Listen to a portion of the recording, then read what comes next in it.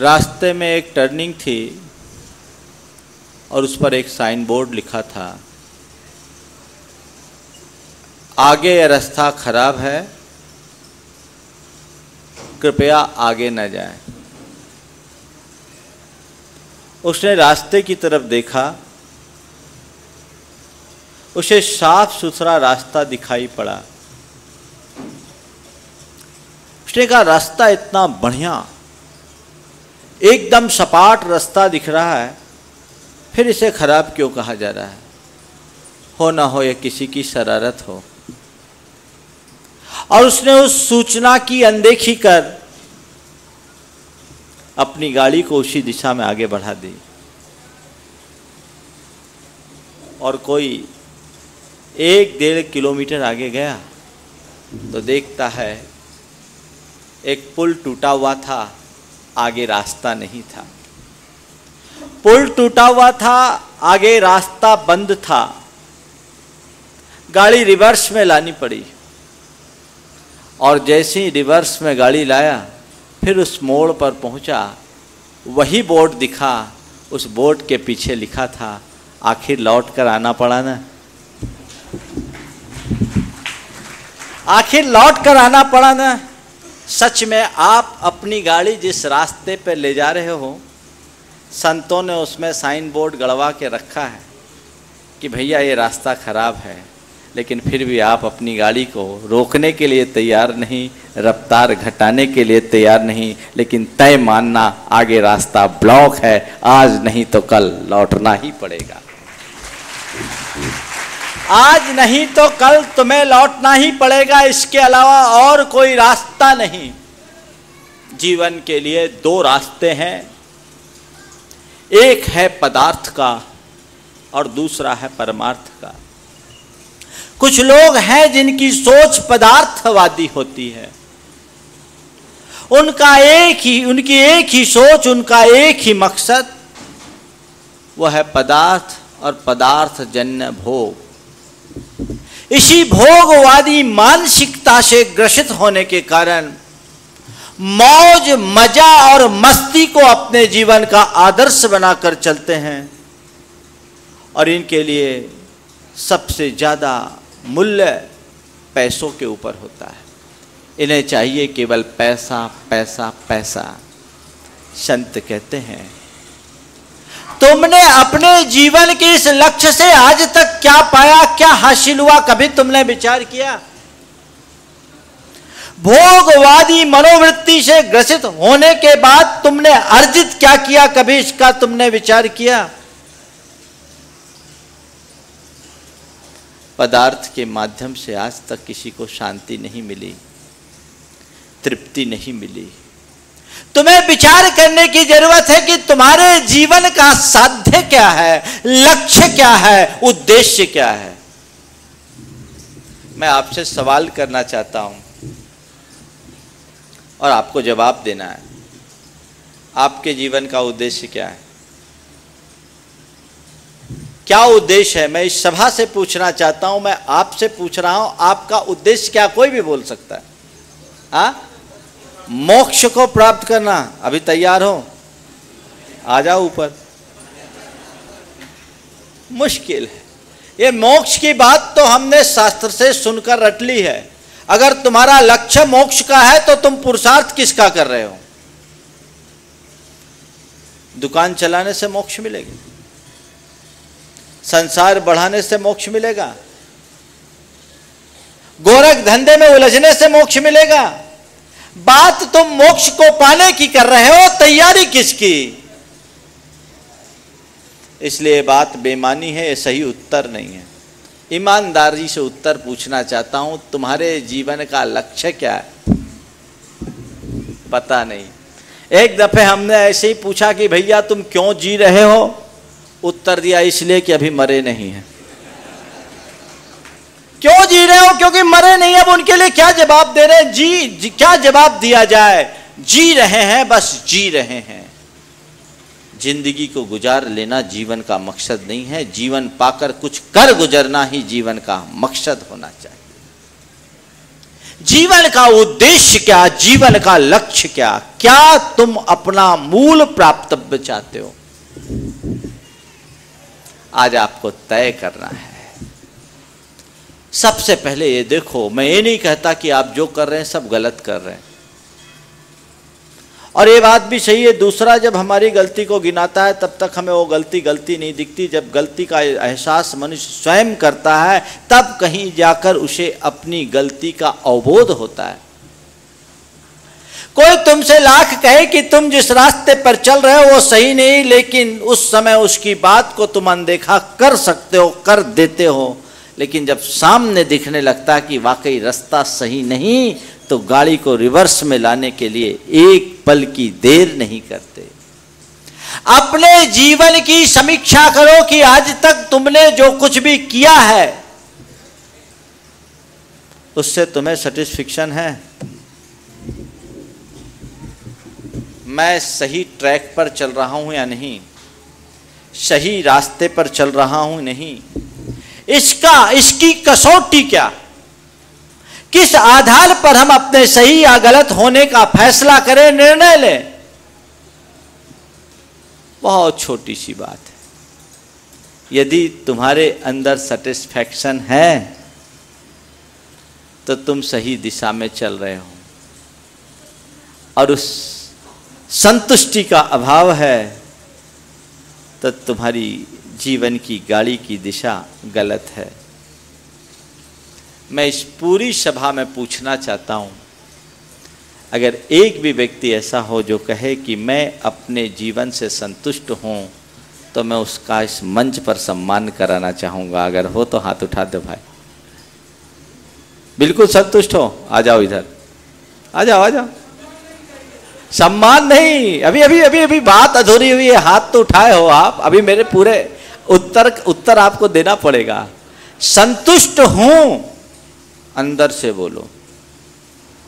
तुम्हारे मन में अब कोई इच्छाएं शेष नहीं, कोई इच्छा शेष नहीं, फिर घर परिवार से चिपके क्यों हो, व्यापार धंधे में उलझे क्यों हो, घर परिवार से चिपके क्यों, रिश्ते नाते से उलझे क्यों?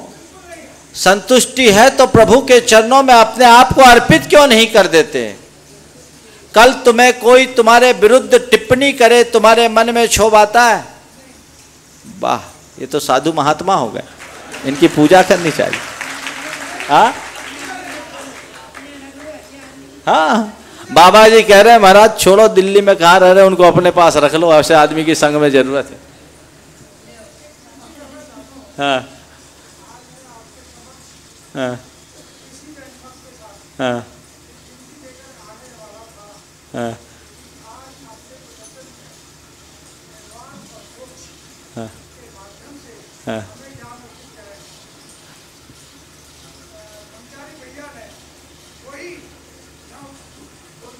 बैठे बैठे बैठे बैठे, बीच प्रवचन में ब्रेक नहीं, ज्यादा ब्रेक में मजा खराब हो जाता है। मैं कह रहा था जिसे संतुष्टि कही जाती है, आपने अपने जीवन में आज तक जो कुछ भी किया, क्या आपको ऐसा प्रतीत होता है कि मैंने जो किया वो सब सही था? अब तक मैंने जो किया, मैंने अपना संसार बसाया, गोरख धंधे में उलझा, अपनी उम्र का इतना बड़ा भाग व्यतीत कर दिया, गलत था ना? अब सही, अभी भी सही नहीं है। जीवन के प्रति सही तब होगा जब तुम पूरे पापों से मुक्त होगे। अभी तुम्हारे जीवन में पाप का पनाला बह रहा है और तुम संतुष्ट हो, तो ये तुम्हारा भ्रम है। ऐसे तो संतुष्टि, आत्मतोष तो एक वेश्या को भी हो जाता है। परमार्थ के क्षेत्र में अपने जीवन की अपूर्णता को परिपूर्ण मानना एक बहुत बड़ी भूल है। जीवन की सच्चाई को समझो। मृग मरीचिका में दौड़ने से कभी प्यास नहीं बुझती, बाहर किसी को शांति नहीं। आदमी का पहला लक्ष्य है, आपने भले नहीं बोला पर मैं बोलता हूं, आपका पहला लक्ष्य क्या है? एक बच्चा जब पढ़ने जाता है तो सबसे पहले वो सोचता है मैं अच्छे से पढ़ाई करूं, पढ़ाई करने के बाद उसकी कोशिश होती है मैं प्रतियोगी परीक्षाओं में सफल हूँ। प्रतियोगी परीक्षाओं में सफल होने के बाद उसका ध्येय रहता है मुझे अच्छा जॉब मिले। अच्छी जॉब मिलने के बाद वो सोचता है मुझे अच्छा पैकेज मिले, और अच्छा पैकेज मिलने के बाद वो सोचता है मैं एक अच्छा घर बसाऊं और अपने संसार को बढ़ाऊं, बहुत अधिक से अधिक पैसा कमाऊं। पहला लक्ष्य इंसान का पैसे पर केंद्रित होता है। जितने बैठे, चाहे व्यापार करने वाले हो, चाहे नौकरी करने वाले हो, चाहे और कोई धंधा करने वाला है, पहला लक्ष्य पैसे का। मैं नकारता नहीं, पैसा कमाइए,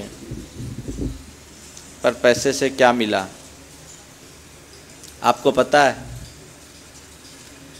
हो सकता है आपको पता हो कि पैसे से क्या क्या मिलता है, पर शायद इसका पता ना हो कि पैसे से क्या नहीं मिलता। पैसे से क्या क्या मिलता है ये तुम्हें पता होगा। तुम्हें चाहिए सुख, और तुमने धारणा बनाई सुख तभी मिलेगा जब मेरे पास अच्छे साधन होंगे, और साधन के लिए मुझे पैसे चाहिए।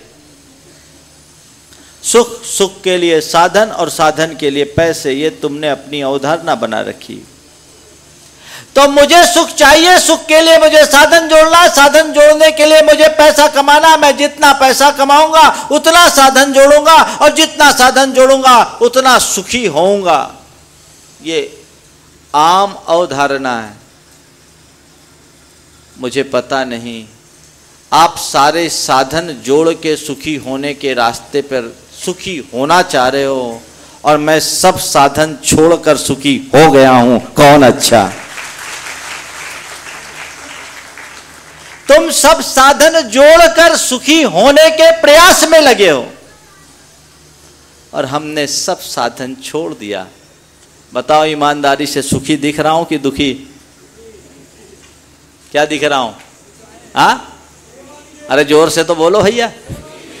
ऐसे लग रहा है जैसे सबको एकदम भूख लगी हुई। सुखी दिख रहे हैं? पता है मेरे पास कोई साधन नहीं, फिर मैं सुखी कैसे? चेहरा तुम्हारा लटकता है, टेंशन तुमको होता है, नींद की गोलियां तुम्हें फांकनी पड़ती है, डिप्रेशन के शिकार तुम होते हो, और साधन तुम्हारे पास है। मेरे पास कुछ नहीं फिर भी मैं मजे में हूं, तुम्हारे पास सब कुछ है फिर भी तुम परेशान हो। क्या मतलब? सब कुछ छोड़ने के बाद भी मैं मस्त हूं, और सब कुछ जोड़ लेने के बाद भी तुम त्रस्त हो। ये मस्ती और त्रस्ती का आधार क्या है? कभी विचार किया? क्या है इसका कारण? गंभीरता से विचारना है। और एक ही बात कहना चाहता हूं, अगर तुमको सच में लगता है कि महाराज मजे में है, तो आज से तय कर लो मैं भी साधन छोड़ूं और महाराज के रास्ते पर चलूं।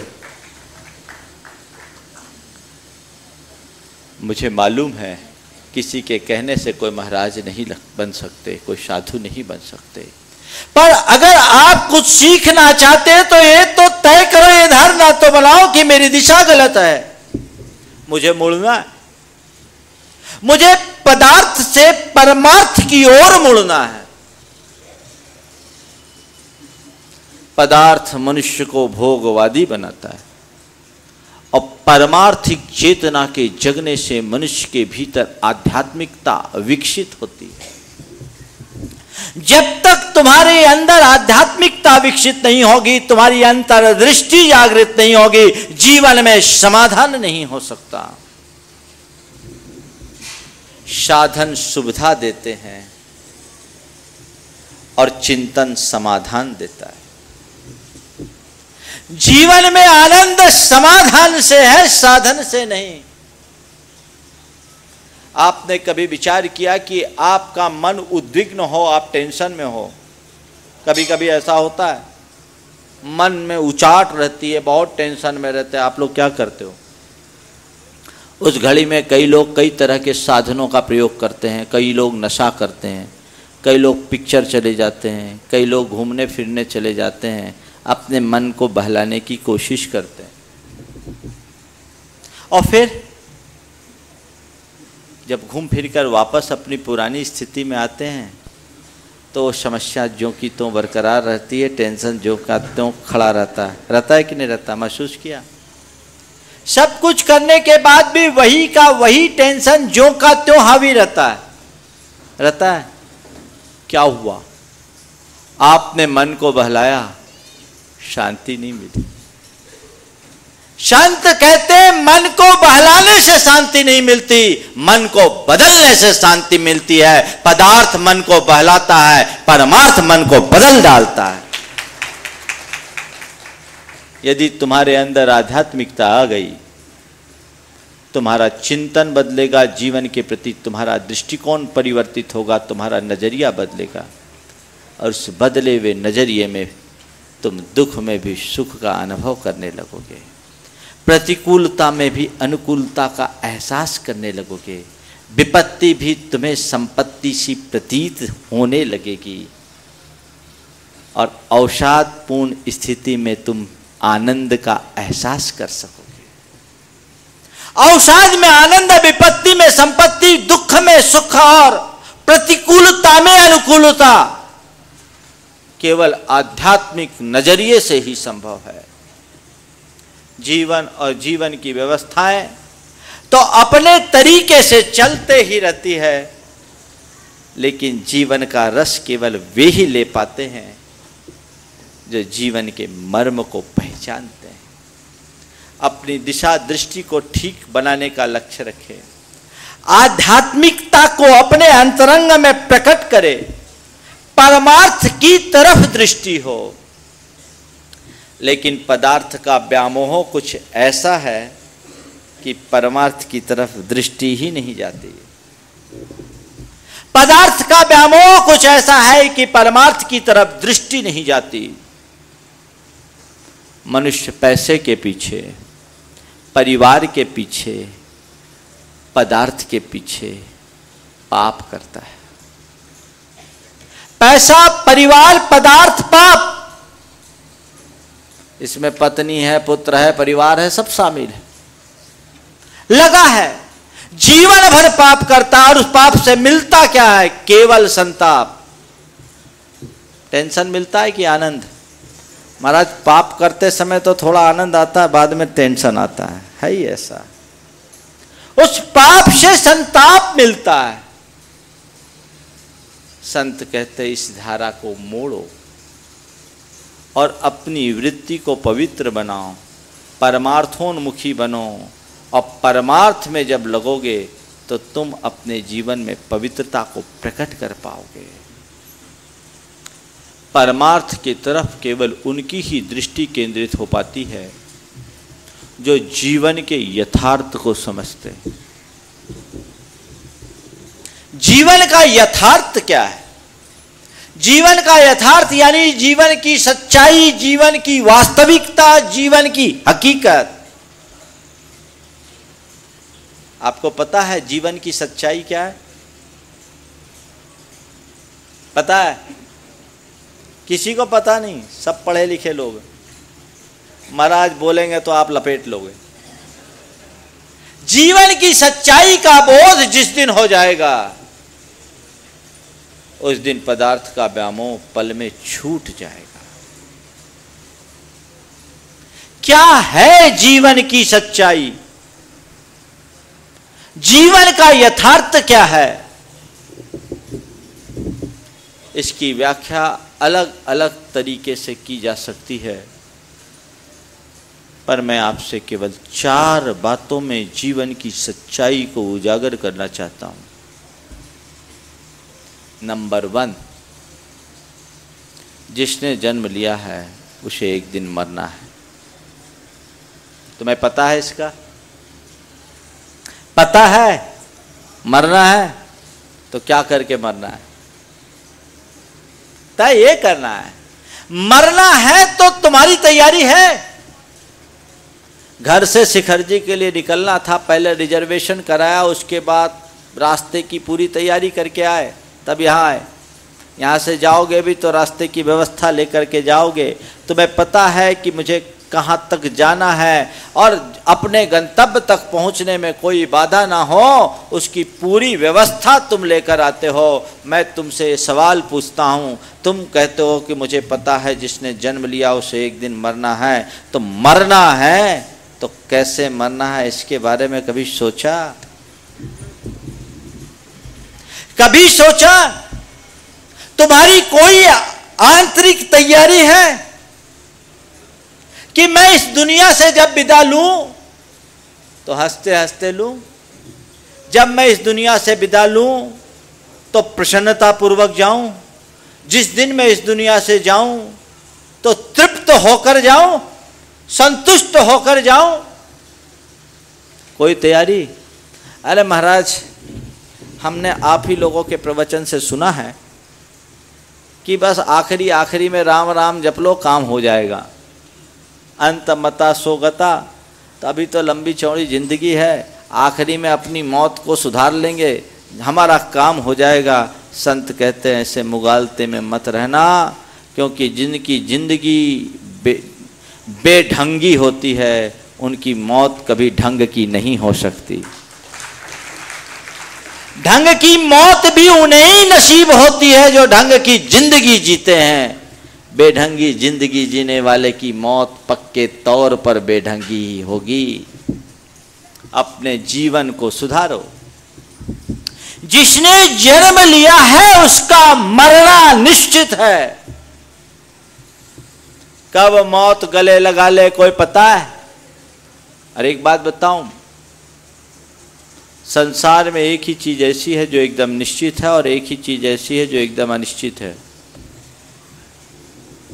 एक ही चीज ऐसी है जो निश्चित है और एक ही चीज ऐसी है जो एकदम अनिश्चित है, वो है मौत।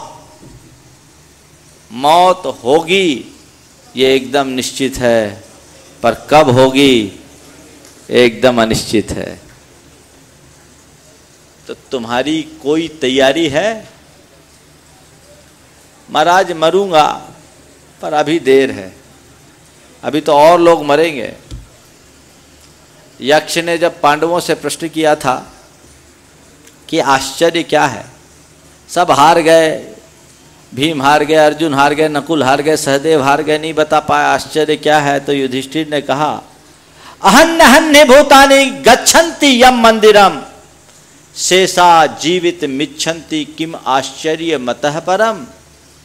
महाराज, रोजमर्रा की जिंदगी में सैकड़ों लोग मौत के मुंह में समाते हैं, उसके बाद भी बाकी लोग जीना चाहते। इससे बड़ा आश्चर्य संसार में और कौन सा होगा? है ना आश्चर्य। एक बहुत बड़े आश्चर्य को मैंने अपने आंख से देखा, आपको भी सुनकर बड़ा आश्चर्य होगा। सन 1986 की बात, दिसंबर का महीना था। नैनागिर के जल मंदिर में पूरे संघ का विश्राम था। दोपहर की सामायिक हम लोग कर रहे थे। मैंने देखा कि एक सांप एक मेढक को आधा निगला हुआ था। आधा मेढक सांप के मुंह में था और उसके मुंह का भाग बाहर निकला हुआ था।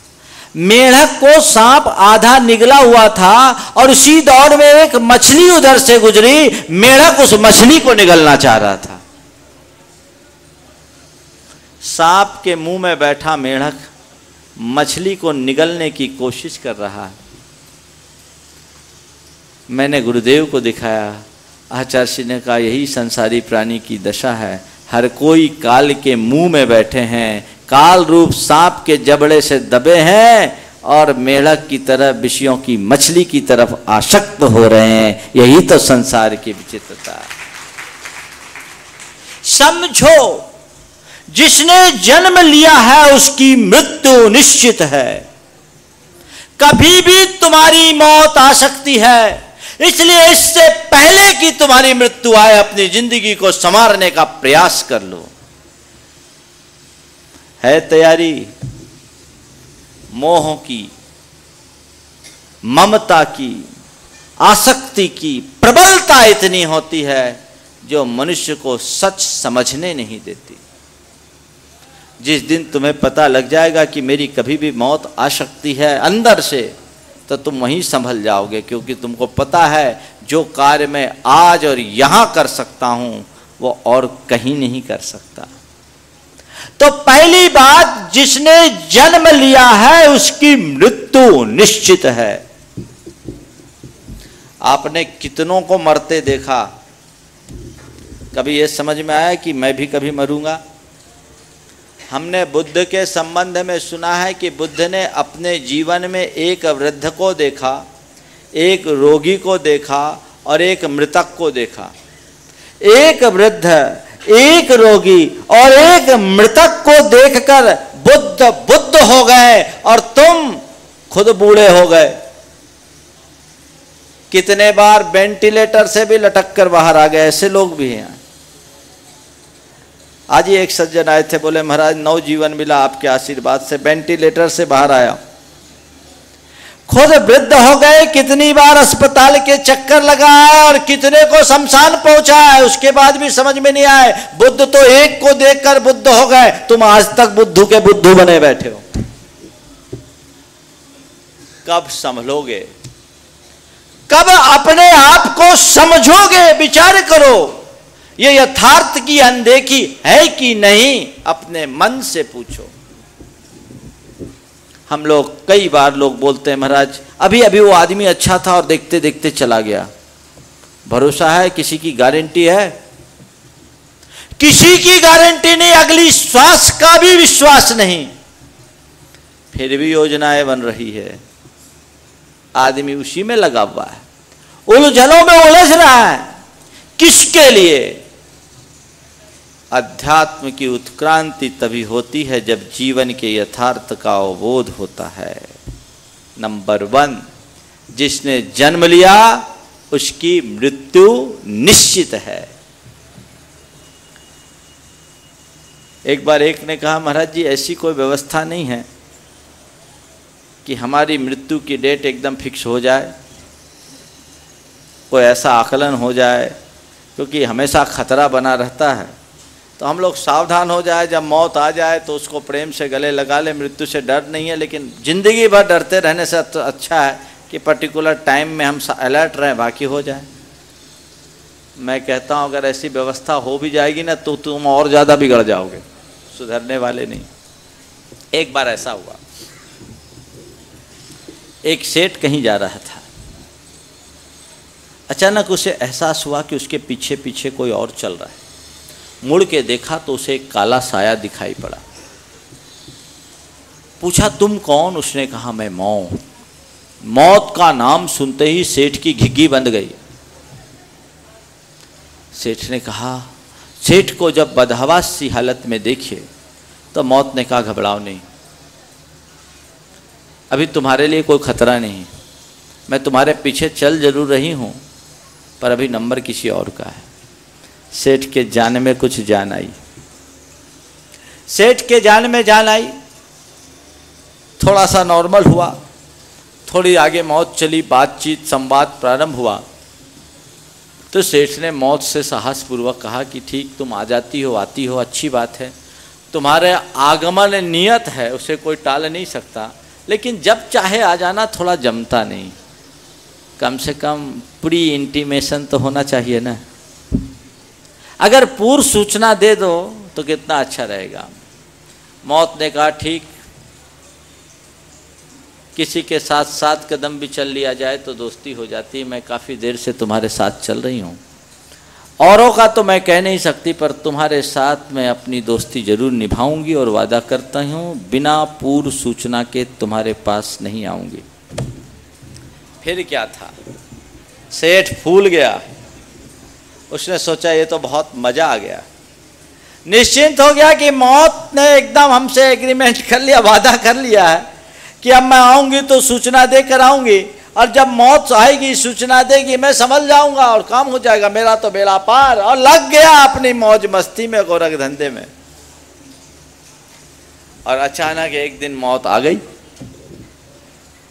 मौत आई तो मौत को सामने खड़ा देख सेठ एकदम अचकाया, ये क्या, तुम भी झूठी हो गई। मौत ने कहा मैं कभी झूठी नहीं होती, मैंने कभी झूठ नहीं बोला। तुमने कहा था कि मैं बिना पूर्व सूचना के नहीं आऊंगी, और तुम आधम के मौत ने कहा, नहीं सेठ, भूलते हो, मैंने सूचना दी है, एक नहीं 4-4 सूचना दी, एक नहीं 4-4 सूचना दी। बोले क्या? बोले सबसे पहले मैंने एक पोस्ट कार्ड भेजा था, तो तुम्हारी आंखों में मोतियाबिंद हो गया, तुम ऑपरेशन कराने चले गए। पोस्ट कार्ड भेजा, तुम्हारी आंखों में मोतियाबिंद हो गया, मेरा पोस्ट कार्ड पढ़ने की जगह तुम ऑपरेशन पढ़ कराने चले गए। बोला ठीक। बोले दूसरी बार मैंने फिर तुम्हारे लिए एक फ़ोन किया, तो तुम्हारे कान सुनने से जवाब देने लगे, तो तुम कान में मशीन लगवाने चले गए, मेरा फ़ोन भी अटेंड नहीं कर पाए। फिर तीसरी बार मैंने तुम्हें एक फैक्स किया, तब तुम्हारी बत्ती सी बाहर हो गई थी, तो तुम डेंटिस्ट के पास चले गए।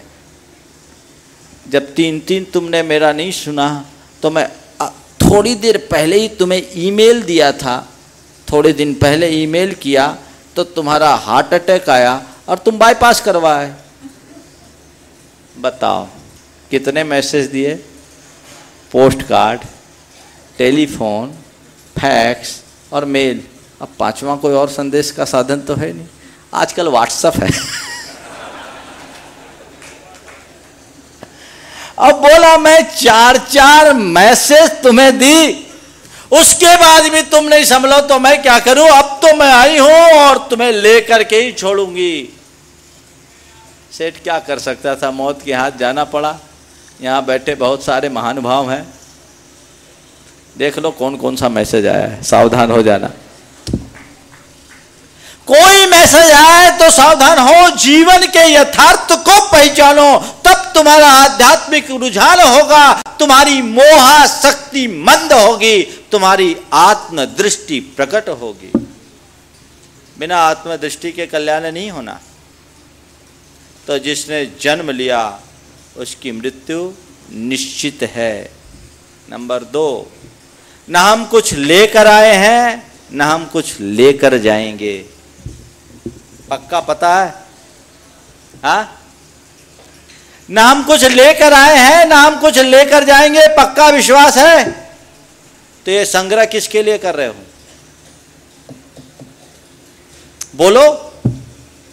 अगर ये तुम्हें पक्का भरोसा है जो हम ना हम कुछ लेकर आए हैं न लेकर जाएंगे, तो फिर ये संग्रह किसके लिए? किसके लिए जोड़ो? जवाब तो दो मेरे को। महाराज बाल बच्चों के लिए। बाल बच्चों के लिए? किसके लिए?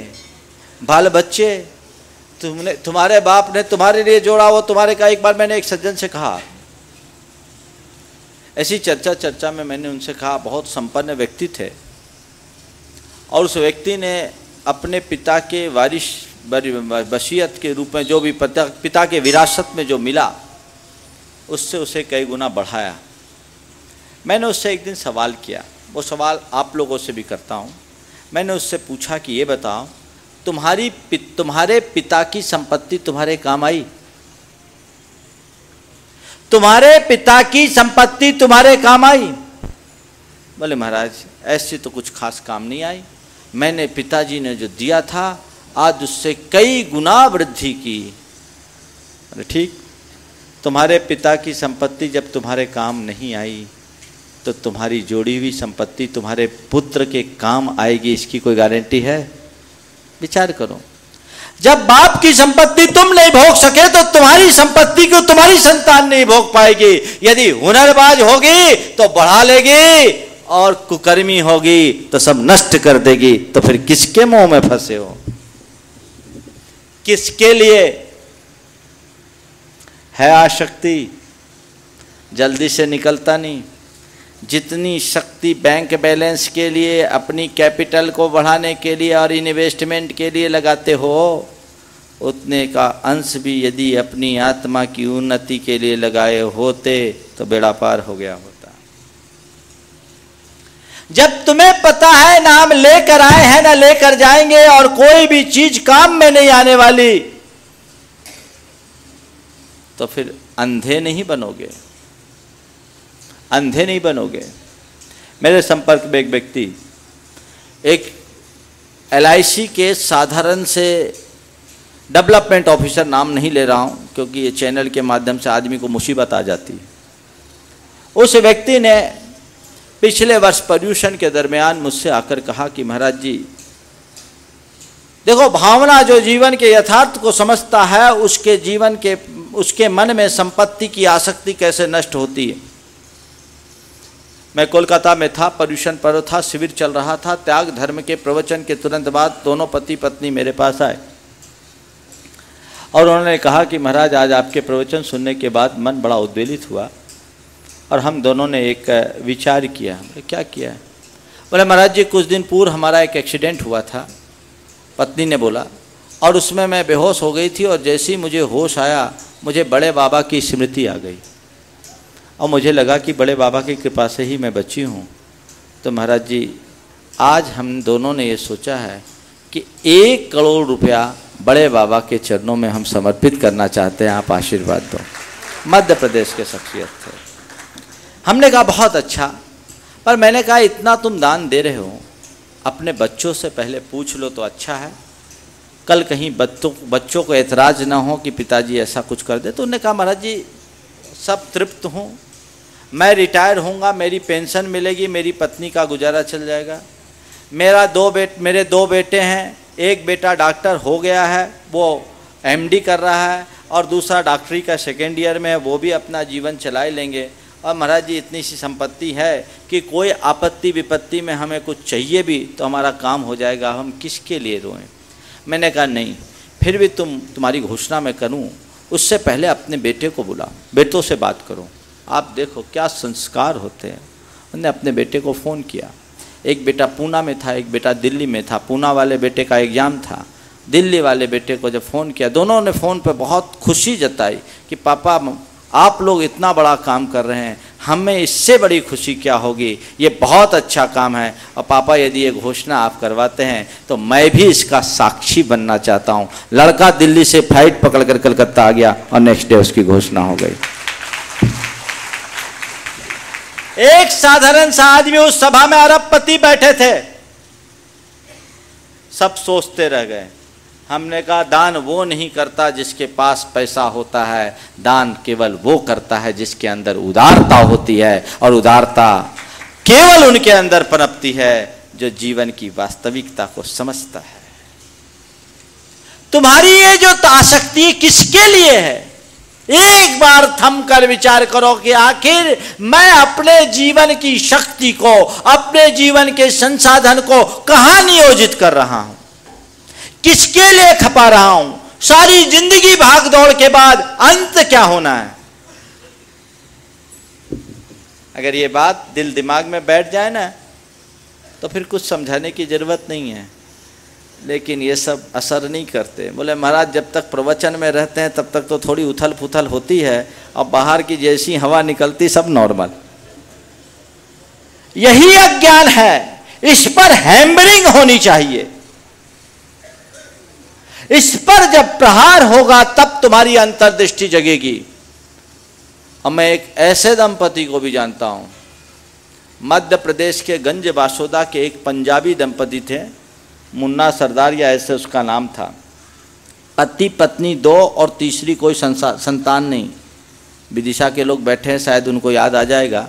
घटना आज से लगभग 18 से 20 वर्ष पुरानी है। 2 प्राणी, पति पत्नी मात्र, तीसरी कोई संतान नहीं। सारी जिंदगी पैसा जोड़ने में लगा रहा। आदमी एक जोड़ी जूता भी दे देना तो उसको 5 रुपया ब्याज पे दे दे, ऐसा आदमी। और उन दोनों बूढ़ा बूढ़ी ने एक दिन अपनी सारी संपत्ति अपने सामने रखी इर्द गिर्द, और आप सुनकर के आश्चर्य करोगे, दोनों के दोनों अपनी सारी संपत्ति लगाए, वहीं बैठे थे और छाती पर हाथ दिए बैठे रह गए। 3 दिन से तक घर से बाहर कोई निकला नहीं। लोगों ने सोचा बाहर आ गए होंगे, लेकिन 3 दिन बाद जब बदबू फैलने लगी तो लोगों ने प्रशासन की मदद से घर का ताला तोड़ा। अंदर जाकर देखते हैं तो उनकी सारी संपत्ति, सोना चांदी रुपया जो था वो, और दोनों छाती पर हाथ धरे दोनों के दोनों का प्राणांत हो गया। 3 दिन पहले मर गए, क्या काम में आई वो संपत्ति, विचार करो। और बोलते हैं प्रशासन को उनके घर का सामान ढोने में 15 रोज लग गए। सैकड़ों रिक्शे थे, बैंड वालों के बैंड तक थे, क्या नहीं, लेकिन खुद का बैंड बज गया। यही तो अज्ञान है। ऐसा आदमी पैसे का कीड़ा बनकर रह गया, जीवन में कुछ भी अर्जित नहीं कर सका। इसलिए इस जीवन की सच्चाई को हृदयंगम करने की कोशिश करो। ना हम कुछ लेकर आए हैं, ना कुछ लेकर जाएंगे। पक्का है? लेकर आए नहीं हैं, ना लेकर आए हैं, ना लेकर जाएंगे। तो फिर क्या करो? दे के जाओ। क्या करो? दे के जाओ। दे के जाओ। उसकी तरह किसको दोगे? अपने बेटे को दोगे। किसके लिए देना?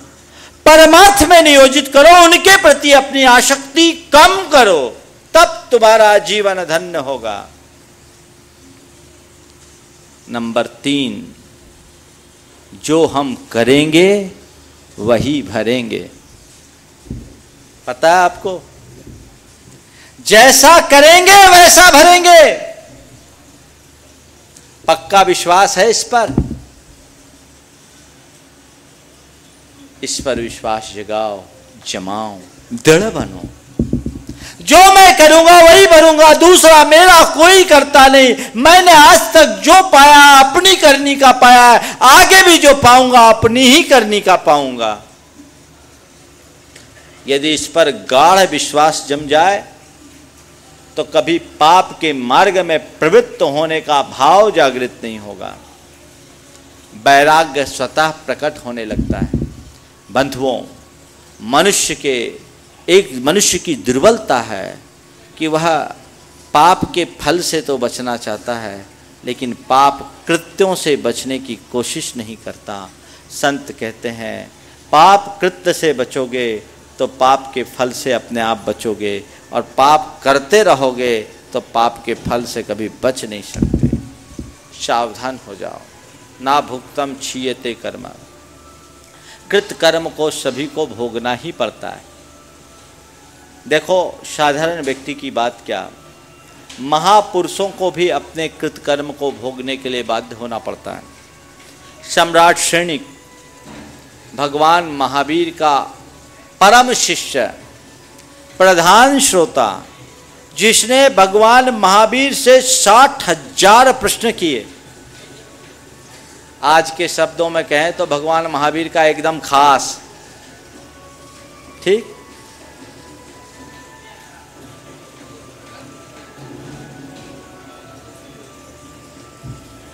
चलिए मेरी तरफ ध्यान दीजिए। तो जब सैनिक को मालूम पड़ा कि मैं मरकर नरक जाऊंगा, मुझे नरक जाना पड़ेगा, तो ऐसी कथा आती है। ये दिगंबर पुराणों की कथा नहीं है, लेकिन ये कथा बहुत मार्मिक है, इसलिए मैं आपके बीच रख रहा हूं। सैनिक विचलित हो गया और उसने भगवान से कहा कि भगवान मुझे कैसे भी अब नरक से उद्धार करा दो, मैं नरक नहीं जाना चाहता। जब भगवान के सामने एकदम विचलित हो उठा तो भगवान ने उसे कहा, ठीक है सैनिक, तुम अगर नरक जाने से बचना चाहते हो तो मैं तुम्हें 3 उपाय करने को कहता हूं। आ जाने दो, ध्वजा यात्रा लेकर के कलकत्ता से आए हैं, ये सारे बंधु लोग आए हैं, बहुत अच्छा।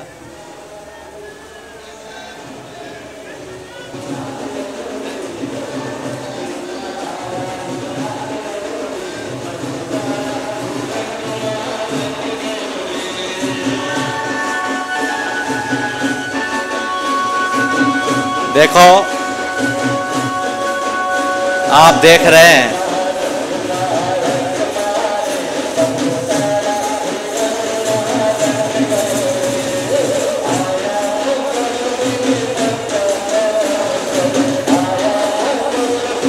ब्रेक कर लो, बैंड बंद कर दो, बैंड बंद कर दो। ये सब दिगंबर जैन अग्रवाल समाज के उत्साही युवक लोग हैं। और आप सबको सुनकर के बड़ा अच्छा लगेगा। कोलकाता के चातुर्मास में मैंने पाया कि दिगंबर जैन अग्रवाल समाज, जो जैन समाज में अग्रणी स्थान रखने वाली समाज रही है, जिसने जैन संस्कृति के उत्थान के लिए बहुत बड़ा योगदान दिया है, बल्कि दूसरे शब्दों में मैं ये कहूँ कि जैन संस्कृति के विकास में जितना बड़ा योगदान अग्रवाल जैन बंधुओं का, उतना किसी का नहीं। लेकिन मैंने पाया कि कोलकाता जैसे शहर में जिन्होंने कलकत्ता के सारे मंदिरों का निर्माण, जिनके माध्यम से हुआ, पुराने सारे मंदिर, उस कोलकाता में लगभग 2000 अग्रवाल जैन बंधुओं के परिवार वैष्णव हो गए। ताली मत बजाओ, तकलीफ की बात है, थोड़ा देखा तो करो। दोनों बाजा बजते ही नाचना शुरू कर देते, ये नहीं देखते कि उल्टे बज रहे हैं कि सीधे, थोड़ा समझो। 2000 परिवार जैन धर्म से विमुख हुए। मुझे वो देखकर बड़ी तकलीफ हुई और हमने गुरुदेव के आशीर्वाद से एक पहल किया। आप सबको सुनकर अच्छा लगेगा कि 2000 परिवारों में कई तो ऐसे हैं जो लगभग 80-100 साल पहले दूर हो गए, कुछ 50 साल पहले दूर हो गए, लेकिन अभी पूरे प्रयासों से 300 परिवार वापस जैन धर्म की मुख्य धारा से जुड़े हैं। ये हमारे साधर्मी भाई हैं, इनको गले लगाना चाहिए। और देश भर के जितने लोग यहाँ आए हैं, अपने अपने क्षेत्र में जहाँ भी अग्रवाल समाज के लोग हों, उनको एक संदेश देना चाहिए कि हमें और आगे बढ़ना है, सबको गले लगाना है। ये अभियान निरंतर आगे बढ़ते रहे। श्याम सुंदर जी के नेतृत्व में ये सारे भाई आए हैं। मेरा उनको आशीर्वाद कि जो ज्योत तुम्हारे अंदर जगी है वो हमेशा जलती रहनी चाहिए, पीढ़ियों तक चलते रहनी चाहिए। जैन धर्म का, इसी में जैन धर्म की प्रभावना है। एक ही बात ध्यान रखना, न धर्मो धार्मिकैर बिना। जब तक धर्मात्मा है तभी तक धर्म है। जिन दिन धर्मात्मा खत्म हो जाएंगे उस दिन धर्म खत्म हो जाएंगे।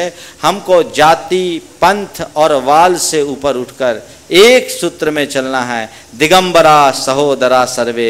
हम सारे दिगंबर सहोदर हैं, भाई भाई हैं। उसी आदर्श पर चलकर अपने साधर्मी वात्सल्य, जो सम्यक दर्शन का एक महत्वपूर्ण अंग है, उसे आगे देखना है। और इसीलिए इस चातुर्मास के दरमियान अक्टूबर या नवंबर माह में अखिल भारतीय दिगंबर जैन अग्रवाल सम्मेलन की आयोजन की भी एक योजना है, जिससे देश भर के बिखरे हुए लोगों को एक सूत्र में पुरोने का एक अच्छा प्रयास किया जा सके। इस मंच के माध्यम से मैं उन तमाम अग्रवाल बंधुओं को खासकर संदेश देना चाहता हूं, जो खासकर दूर दराज से आए, दिल्ली और पश्चिमी उत्तर प्रदेश, हरियाणा के बहुत सारे लोग यहाँ बैठे हैं।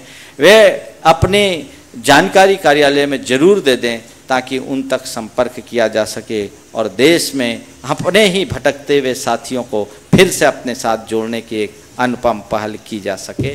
चले आप लोग बैठ जाएं, मैं अपनी बात पर फिर से आ रहा हूं। मैं कहाँ था? राजा सैनिक। राजा सैनिक बैठ, वहीं बैठने दो, अभी डिस्टर्ब नहीं करो, वहीं रहने दो, थोड़ी देर वहीं रहो, खड़े रहो, अच्छे लग रहे हो तुम लोग। थक तो गए हो, पैदल आए, बहुत अच्छी बात, कोई दिक्कत नहीं भाई, या तो वहीं बैठ जाओ। तो मैं आप सबसे कह रहा था, थोड़ी देर की बात है। राजा सैनिक भगवान महावीर के चरणों में मचल गया कि मुझे कैसे भी हो अब नरक से बचा लो। तो भगवान ने कहा आप बच नहीं सकते। बोले आपका मैं इतना बड़ा भक्त, कुछ तो कृपा करो। भगवान क्या समझाएं? कहा ठीक है, मैं तुझे 3 उपाय बताता हूं, एक भी कर दे तो तू नरक से बच जाएगा। 3 उपाय बताता हूं, एक भी पूरी कर दे तू नरक से बच जाएगा। बताइए। बोला पहला तो कि तेरी दादी आज तक मेरे दर्शन को नहीं आई, उसे एक बार मेरे दर्शन करा दे, तू नरक से बच जाएगा। बोला ठीक। दूसरा, जिनदत्त की श्रेष्ठी की दासी है देवदत्ता, उसने आज तक कभी किसी को दान नहीं किया, उसके हाथ से एक दिन दान करा दे। बोले ये। और तीसरा उपाय है कि तेरे राज्य में एक काल सौक्रिक नाम का कसाई रहता है, प्रतिदिन 500 भैंसों का वध करता है, तो उसका एक दिन की हिंसा उसकी छुड़वा दे, तो नरक से बच जाएगा। सैनिक बड़ा प्रफुल्लित हो उठा। बोले ये तीनों उपाय तो बड़े सहज, एक तो घर में ही है और बाकी सब मैं मगधाधिपति, मगध सम्राट, मेरे लिए बहुत साधारण बात। गया अपनी दादी से कहा, दादी चल तू आज महावीर के दर्शन कर ले। बोले बस महावीर के, मैं कभी दर्शन करने नहीं जाऊंगी। साफ इनकार कर दिया, मनाया, देख मैं नरक से बच जाऊंगा। बोले तू नरक जा चाहे पाताल, मैं नहीं जाने वाला। सैनिक ने किया, अपनी दादी को रथ पर वन विहार के बहाने बैठाया और रथ को गति दे दी। रथ को जब गति दी, आगे बढ़ाया और जैसे ही रथ समोत्सरण की ओर मुड़ने लगा, उसकी दादी को पता लग गया कि ये धोखे से मुझे महावीर के पास ले जा रहा है। उसके हाथ में तकुआ था, उससे उसने अपनी दोनों आंखें फोड़ ली, अपनी आंखें फोड़ दी। अब सैनिक करे तो क्या करे, कोई उपाय नहीं। देवदत्ता दासी के पास कहलवाया कि सैनिक को विपत्ति से बचाना है, तुम्हें दान करना। उसने इनकार कर दिया। जिस सेठ के यहाँ वो नौकरी करती थी, उसने उस पर दबाव डाला। जिसकी दासी थी, उस समय तो दासी दास खरीदे जाते थे, उसके दबाव पर भी उसने इनकार कर दिया। जब उस पर बहुत ज़्यादा दबाव डाला गया तो उस दासी ने एक भिक्षुक को यह कह करके दान दिया कि मेरा दान नहीं, ये श्रेष्ठी के द्वारा दिया जा रहा है, मेरा तो केवल हाथ लगा है, मैं दान देने वाली नहीं। सैनिक को यहाँ भी निराश होना पड़ा। तो फिर सैनिक ने काल सौकरिक को अपने दरबार में बुलाया, उससे कहा तू एक दिन की हिस्सा छोड़ दे, तू जो चाहेगा सो तेरे को देंगे। उसने कहा ये मेरा पुश्तैनी धंधा है, मैं इसे नहीं छोड़ सकता। सैनिक ने उसे अनेक प्रकार से प्रलोभन दिया, दबाव दिया, पर वो हिला नहीं। सैनिक ने गुस्से में आकर उसको एक दिन के लिए कैद में रख दिया। जेल में रहेगा तो भैंसे को कैसे मारेगा। जब उसे जेल में बंद कर दिया गया तो उसने कौल सौकरिक ने क्या किया, भैंसों के वध किए बिना तो उसे चैन नहीं।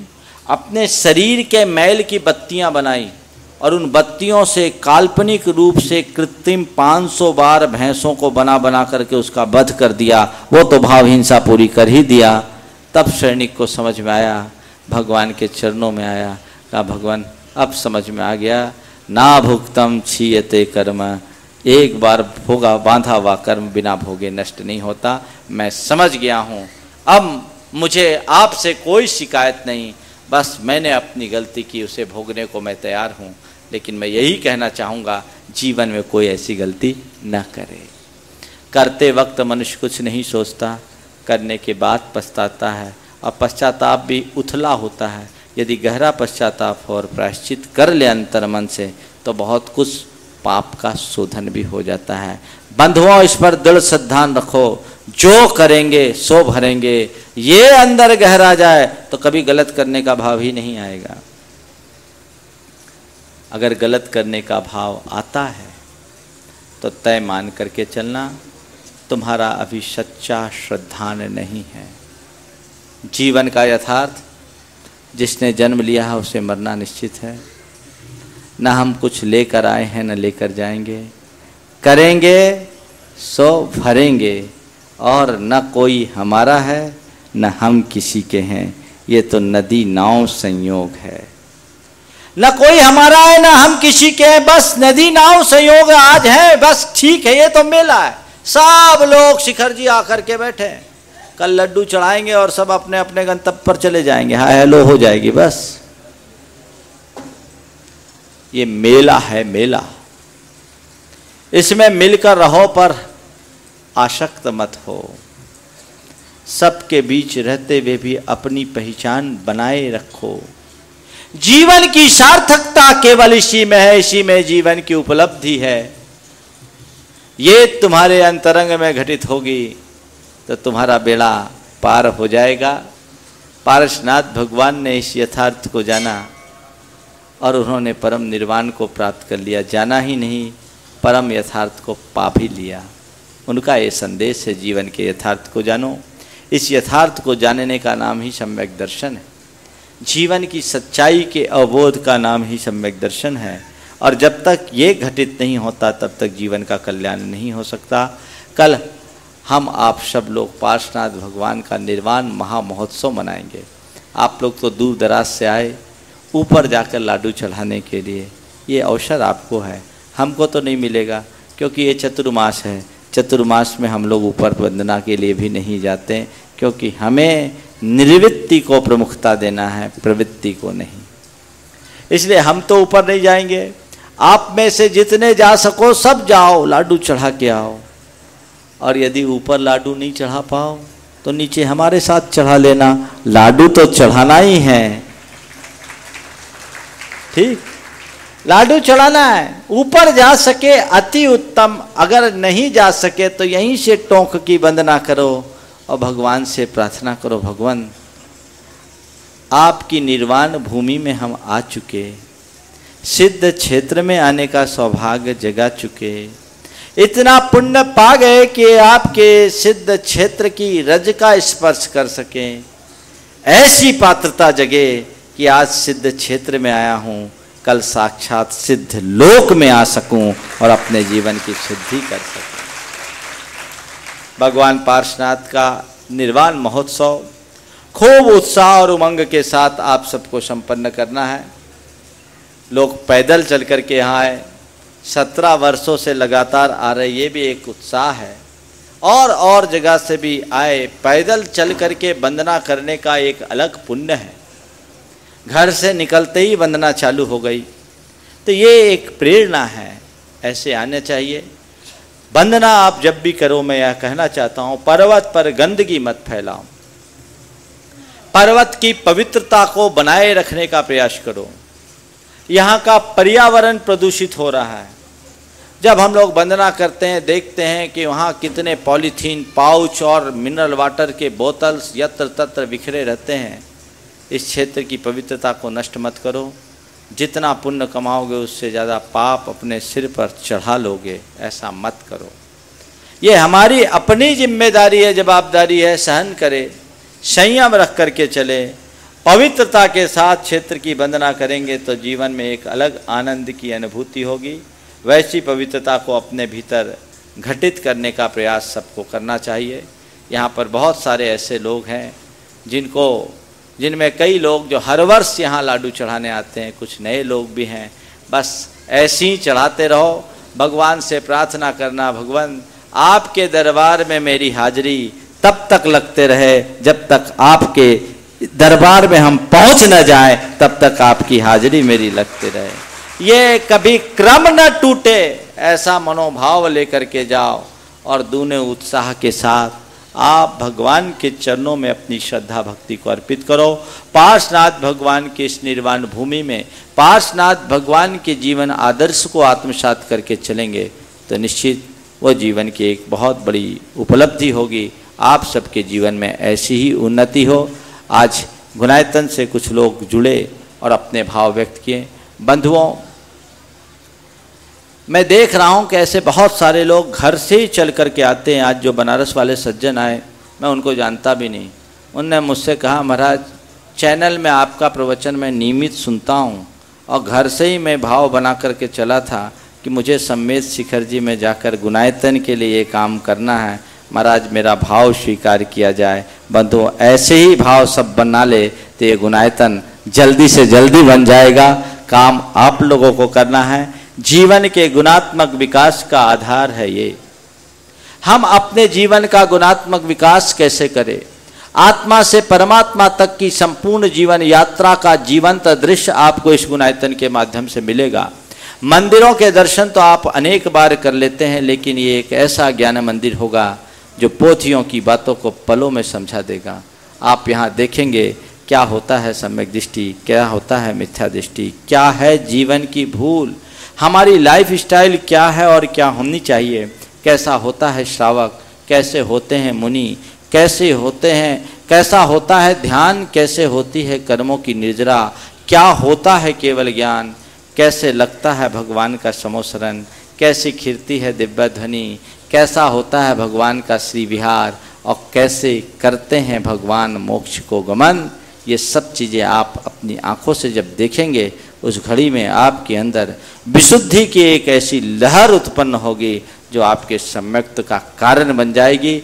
बंधुओं, धार्मिक निमित्त सम्यक्त के कारण बनते हैं। और तुम्हारे द्रव्य से यदि किसी भी जीव को सम्यक दर्शन हो गया तो तुम्हारी मुक्ति पक्की है, इसमें सोचने की कोई जरूरत नहीं, क्योंकि वह व्यक्ति के भावांतरों के दुख को दूर करने में निमित्त बनता है। इसलिए ऐसे कार्यों में अपना जो उत्कृष्ट योगदान दे सको देने की कोशिश करनी चाहिए। दान धर्म तो आप सर्वत्र करते हैं, लेकिन ये सिद्ध क्षेत्र और शाश्वत सिद्ध क्षेत्र, हमारा मूल तीर्थ क्षेत्र तो ये है, बाकी क्षेत्र तो श्रावकों ने बनाए हैं। ये एक लौता ऐसा तीर्थ स्थल है जो अनादि से है और तीर्थंकरों के द्वारा निर्मापित है, अनंत काल तक बना रहेगा। यहाँ पर जो तुम लगाओगे वह सब शाश्वत कहलाएगा। अपने जीवन में ऐसी ही धारा बना करके चलनी चाहिए। मैं तो इस संदर्भ में एक ही बात कहता हूँ, यह जगन्नाथ का रथ है, अपने गंतव्य तक पहुँचेगा। जो अपना हाथ लगाएगा निहाल हो जाएगा, जो सोचना है वो सोचते रह जाएगा। बहन जी इधर कुछ बोल रही है, देख ले। हाँ, वो बोल रही हैं, अभी बहन जी बता रही हैं, बता देंगे। बहुत सारे लोग बंधुओं, मैं आपको क्या बताऊं, गुणायतन की जिस समय परिकल्पना हुई थी बहुत छोटी सी थी, पर गुरुदेव के आशीर्वाद से उसने इतना बड़ा रूप ले लिया कि बस हम तो यही बोल रहे हैं, दिनों दिन लोग जुड़ते जा रहे हैं, जुड़ते जा रहे हैं, जुड़ते जा रहे हैं और अपने आप को धन्य महसूस कर रहे हैं। मैं तो इतना ही मानता हूँ, जिनका भवितव्य अच्छा होता है उनका ही द्रव्य सही जगह पर लगता है। पैसा कमाने और लगाने वाले लोग तो बहुत मिलते हैं, लेकिन सही जगह पर अपने द्रव्य का नियोजन करना परम पुण्य के प्रताप से घटित होता है। आप सब अपने जीवन में धर्म के मर्म को स्थान दें और अपने शक्ति संसाधन का सही प्रयोग करें। इसी शुभ भाव के साथ मैं अपनी वाणी को विराम दे रहा हूँ। बोलिए परम पूज्य आचार्य गुरुवर श्री विद्यासागर जी महाराज के। बोलिए परम पूज्य मुनि श्री